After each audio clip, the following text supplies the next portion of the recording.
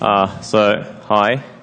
My name is Ojiro Fumoto. I am an independent game developer based in Tokyo, Japan.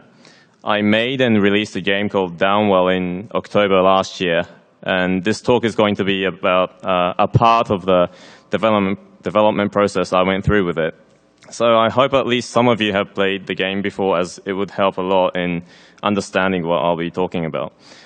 For those of you who haven't played it, though, I'll play a trailer of the game just so you get a general idea of what the game is sort of like.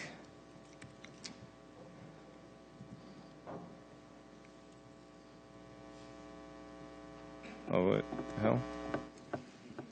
There's no volume. Shit.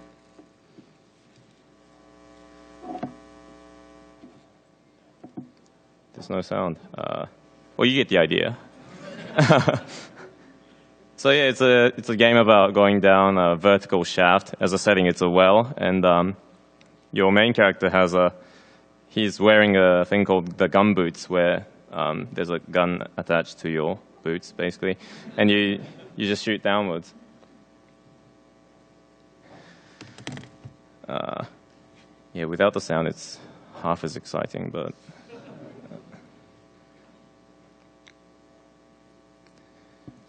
So yeah.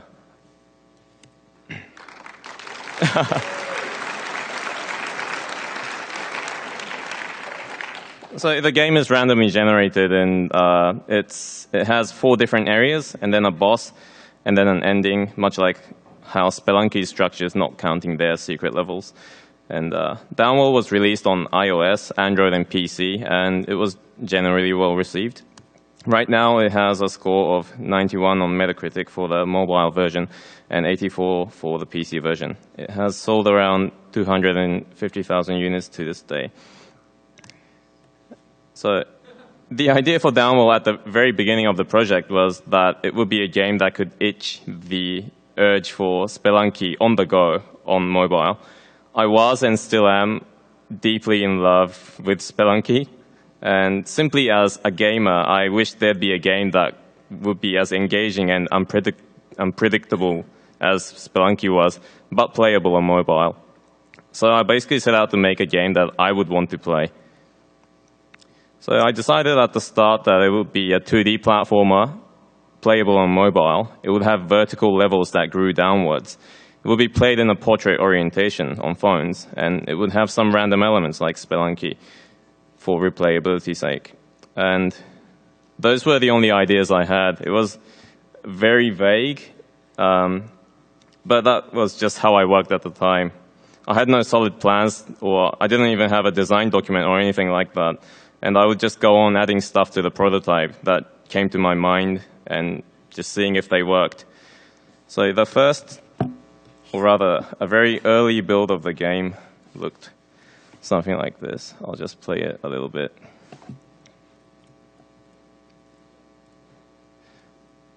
So at a very early stage, it didn't even have the gumboots thing. It was just another super hard, insta-death kind of game. You would die in one hit. It wasn't very interesting as a whole, but I did feel some potential from the whole vertical, like downward progression thing. So the next step was to look for a mechanic that would make it be different.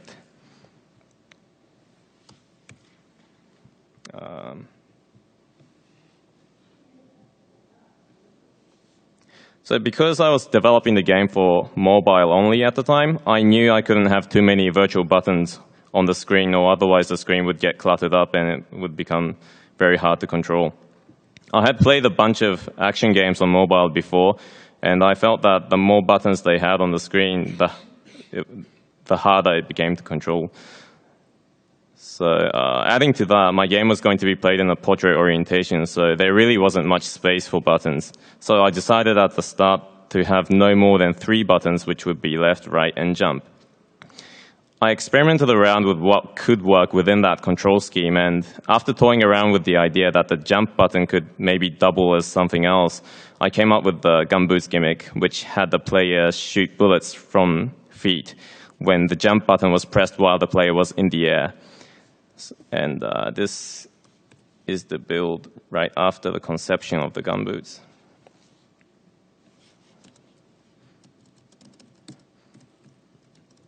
So it's still very basic stuff, but I'll just play it around a little bit. It's got some weird stuff. So if you played the released version, you would know how different it is from the final version. It wasn't very good, but so all right. So the gumboots mechanic was fun. It was weird as a concept. It was definitely different. It worked within the control scheme, and it was intuitive enough to control. And also it served multiple purposes in gameplay. The shooting was obviously an offensive option, but the recoil of the shooting could be used for maneuvering in midair using its recoil. Immediately I knew that this was a great mechanic that held a lot of potential, and got super excited that I was able to discover something like this. And I really don't want to quote Shigeru Miyamoto lightly, but he did say that a good idea is something that does not solve just one single problem, but rather can solve multiple problems at once. And I was a little bit hyped as the gumboots sort of fit into that. And I felt that this mechanic had much potential and it was good enough to base the entire game around on. So from here, I started to focus on how I could best utilize this mechanic to its fullest potential with the surrounding gameplay. So in its earliest shape, the game had a very basic ammo system where there's a total number of ammo and you could shoot as much as you want while you still had ammo, and once you ran out, you couldn't shoot. Having the ammo be a limited resource seemed like the logical way to go about it, because if the ammo was unlimited, the player would just be shooting constantly and the game would just become a vertical shmup. But very soon I realized that limited ammo wasn't working very well with the system either, as it naturally encouraged conserving the ammo, encouraging the player to be very careful about shooting and spending ammo. I didn't want to encourage constant shooting like many traditional shmups do, but also didn't want to make conserving ammo be the optimal way to play the game either, as it was the shooting that made the game fun. I then arrived at a conclusion that maybe a stamina system-like thing from games like Dark Souls would work well, where attacking would use up stamina, but it would replenish after a short amount of time. This would make the ammo be limited in a sense that it wouldn't allow constant shooting, but also have it be unlimited in a sense that the player wouldn't have to worry about conserving ammo for future use. This is the build where I implemented that.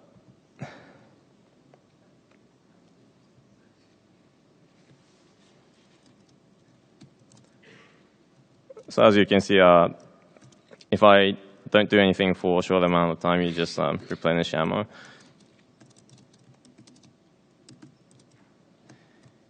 Yeah.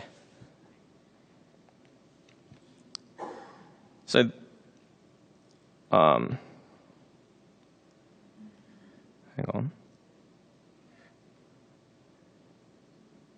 So this system successfully struck the balance between having unlimited and limited ammo. But still, the wait it took to replenish the stamina bar felt like it was breaking the tempo of the game. And eventually I came to a realization that since the gumboots can only be shot while the player is in the air, they are naturally forced to land when they are out of ammo. And being forced to land is a consequence in itself, so I figured I could just remove the wait it took to replenish, and made it so that the player replenished ammo every time they landed. I'll just show a thing on that as well.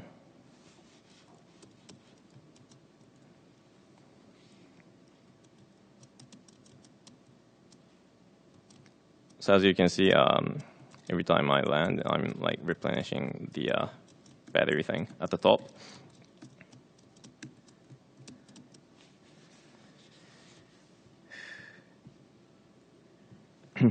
This made the ammo management way more manageable and gave the game a lot better tempo. I really wanted to make the mechanics around shooting be as intuitive as possible, as it will be the action that defines the game. And with the gun boost mechanic, coupled with this land to reload mechanic, I felt content with it. Next was the general level design. So having started out on the project trying to make something like Spelunky, initially I was very focused on making the randomly generated levels be interesting as possible, trying to pack it full with interesting structures and obstacles to go through. As a result, the levels were very closed and they didn't have much empty space. In the next build, I changed things up drastically so it had a lot more space.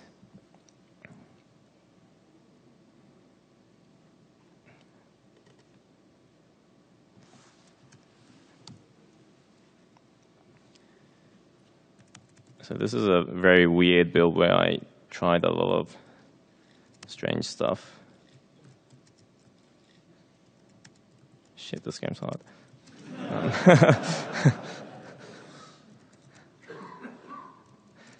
But yeah, as you can see, there's a whole lot more empty space and like, anyways.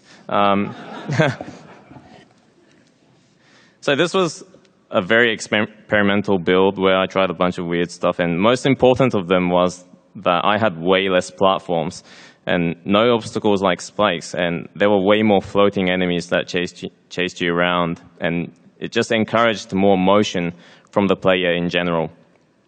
I wasn't certain if this would work, but it really did, and it made the game feel a lot more dynamic as it provided the player with much more freedom than the previous versions did in terms of how the player could tackle the level, and also kind of forced the player to be on the move. It seems obvious in hindsight, but it took a while for me to realize that to utilize both the shooting and the air maneuvering abilities of the gun boots, it was best to have the levels be more open and have less platforms. I had been designing the levels so that the next platform below that you could jump to would always be visible on the screen, as I felt otherwise it would be kind of unfair. But having open spaces and having the next platform be so further down that it wasn't visible on the screen was where the gun boots shined the most, as it would encourage the player to use the gun boots' recoil to carefully seek out the next landing zone. Having the area be more open and scattering it with enemies that chased you around maximized the utility of the gun boots, as you needed to shoot the enemies and maneuver at the same time. It gave the game a certain flow in motion that wasn't achieved in the previous builds, where the levels were very closed and the movement speed was slow. And lastly, it was the combo system that made the game.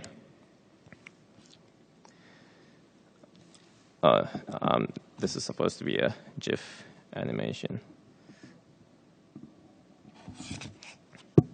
So, even before conceiving the gumboots mechanic, I had been playing around with the combo system where it would count up the amount of enemies you managed to stomp on before landing, much like how Super Mario did it with the 1-ups for stomping on enemies consecutively.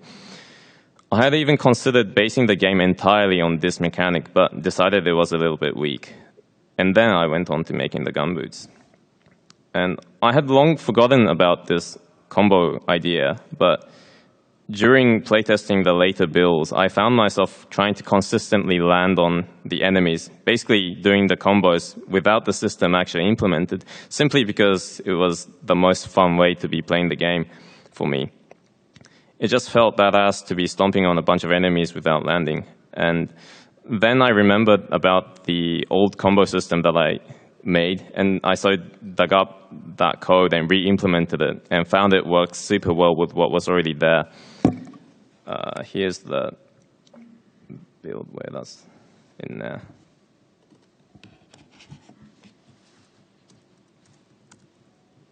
Wait, what? Strange.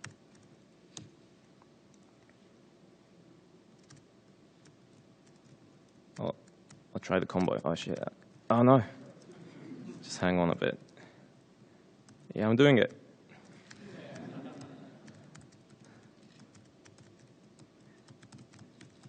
Nice.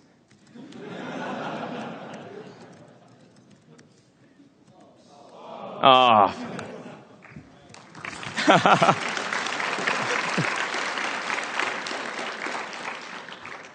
I was a lot better when I did it before this, but anyways.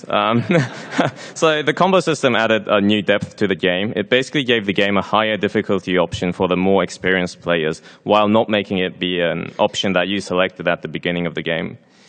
Trying to keep the combo count meant that the player had to constantly utilize the gumboots to avoid ground and accurately adjust self-placement and land on enemies. It made the game be even more fast-paced and gave the player even more reasons to be shooting from gumboots. At this point, I felt like I had maximized the utility of the gumboots, and as a result, I had a pretty solid gameplay, and so I went on to giving thought to other elements in the game. And that's pretty much it for polishing the boots. This was about 10 months of development time before finally having the main gameplay that I was content with the total development time of the game being around 15 months. And in the final 5 months, I could finally focus on adding different areas, various upgrades, weapon types. I worked with Eirik and Jonas on the audio, and then finalized and released. So what I talked about today was very specific to Downwell, and so these knowledge alone probably won't be of much use to the most of you, but to make a very broad point, I think it might be a good practice in general to focus on what makes your game special and make that part shine as much as possible with the surrounding gameplay. The gumboots idea alone wouldn't have made the game all that special, but rather the rules and the mechanics I added around it made the whole thing click. Thank you for listening. That was a bit short.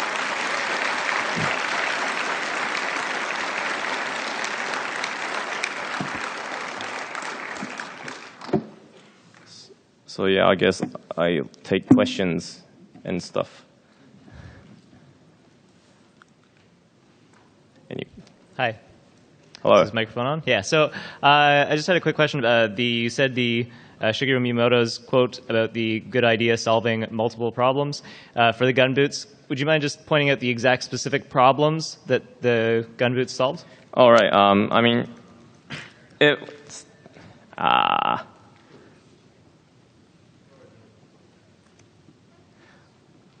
well, I meant that it served multiple purposes, and it solved problems regarding gameplay that it could deal with the enemies, and also like it could be used to maneuver through space.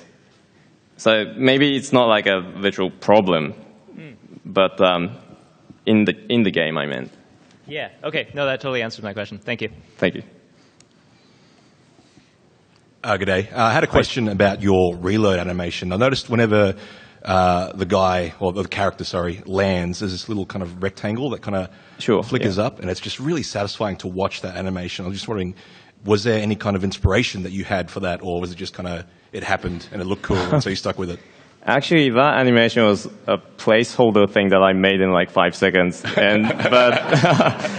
So yeah, I didn't give much thought to it, but it just felt right, so I just kept it in. Cool. I'm sorry I couldn't provide you with anything else. Perfect. Sorry. Cheers. Hi. Hello. I have one question and one half question. Sure. Do you think that this talk will probably inspire people to find new and unique ways to finding great mechanics that will stick with their games? Or did you have another goal for this talk? I hope it will. I suppose, yeah. Also, I can't believe you used graphics scale. That is so awesome. Thank you. You see the majority of indie developers coming out from mainly the North America and Europe. So being one of the lone Japanese indie developers, what are your thoughts on kind of the Japanese and Asian indie game development in general? Like the indie game environment within Asia and Japan? Well, sure, there aren't very many indie game developers coming out from Japan at the moment, but I don't particularly feel anything about that because, well, nowadays because anyone can really release their games through like various platforms like Steam or App Store. It doesn't really matter what country you're in. So, actually, I haven't given much thought to that. I suppose I wish there were more indie game developers from Japan, but there just isn't. I think it's mainly to do with cultural reasons. And there just hasn't been like a huge indie superstar kind of person from Japan yet. So, no,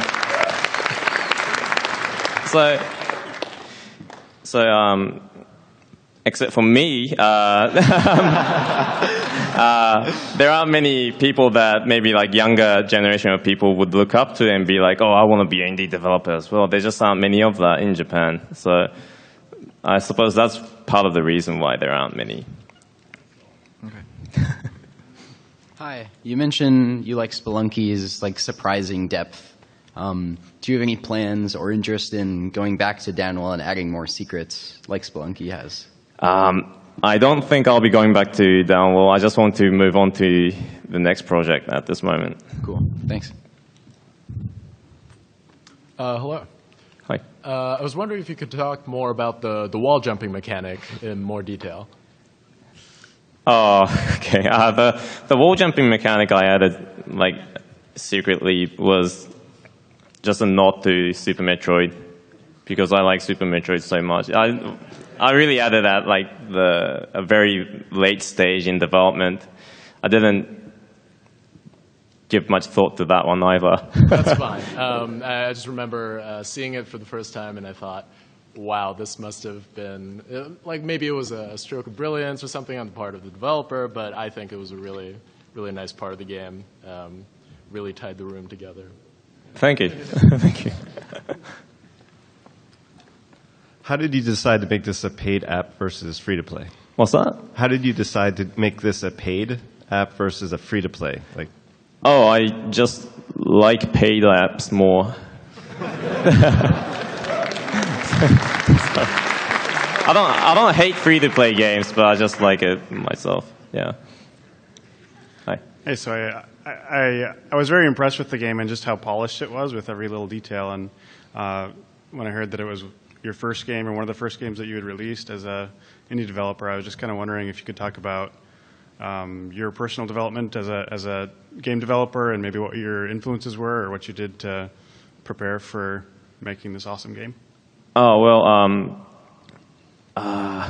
there are so many influences, but obviously I super loved Spelunky, but I think the reason I started being an indie developer was that I played Ridiculous Fishing, and I started to get into like Flambia games and like read a lot of stories about how they were and like found that they were just like a couple of not normal guys, but like they were humans. They were just like people like me. So I felt like maybe I might be able to make a game as well. I don't know. I don't mean to say that like, no, oh man, this is, yeah, I was inspired by them, really. Hey, great talk. Thank you. And I was wondering, so one of the things that I really liked about Downwell is there's like many layers of progression where you're unlocking the different play styles and the palettes, and you're getting further down the well, you're seeing different kinds of enemies and everything. And so like the first couple of hours, I guess, when you first start the game, like you either just unlock something or you're about to unlock something, and it's like it's good to hook you and get you to keep playing, and then the gameplay really shines. So I was wondering if kind of having those many layers of progression, if that was a deliberate thing, and where that inspiration came from.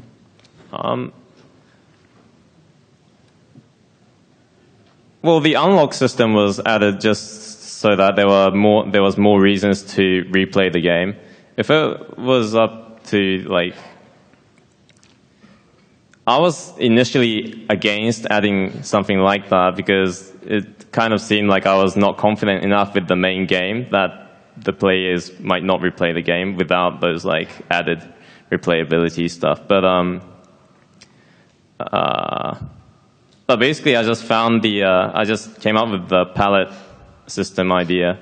So I needed a way to implement that into the game, and just felt like an unlock system made sense. And I just added it in there.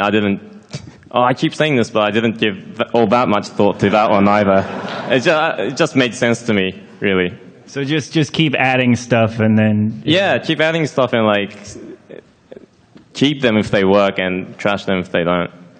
Got it. Sorry. No. I mean, it seems like that's kind of what you did in all the iterations of it. So. Yeah, it was exactly what I did. Hi. So I noticed a couple of things. First, you mentioned that most Japanese devs don't have like a local role model to look up to, and that makes sense. Then you mentioned that Vlambeer was sort of your role model. So, you didn't need a local, like a Japanese role model. And third, your English is suspiciously good. So is there something going on there? Is there anything that makes you, have this scope that maybe, eludes? Well, so I think I'm a rare case of a Japanese in that I spent my youth in New Zealand. I lived in New Zealand for 5 years when I was young. And during that time, I got into video games. So naturally, I grew up playing non-Japanese games. And even after I went back to Japan, which was when I was around 15, I kept on playing the Western games and had interest in the non-Japanese games. So yeah, I was really... I've been reading all the English gaming websites and stuff since then. And indie games like Ridiculous Fishing and games like indie games in general, they aren't as big as they are in the West as in Japan. It's just not as popular in Japan. So, but I like Western games, so I have a chance to be playing them, basically. You got the best of both worlds. Yeah. Sorry, I didn't hear that one. I said you got the best of both worlds. Yeah, I suppose I did. Thanks. Thank you. Oh, okay. Thank you. Oh.